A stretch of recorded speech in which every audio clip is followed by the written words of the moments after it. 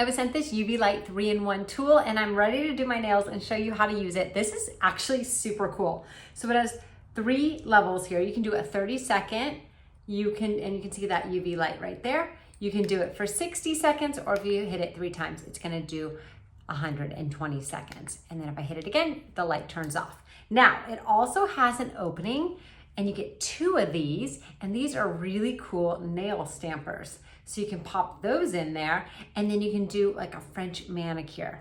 So let's definitely try that out. Plus on this side, you have a magnet. So if you have any cat eye gel nail polish like I do here, we can use the magnet for that. Okay, let's go.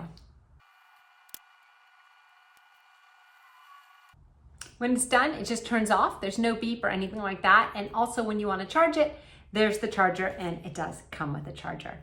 Okay, I'm gonna do all the rest of my nails. Let's try the stamper. So I just put on some white nail polish on it.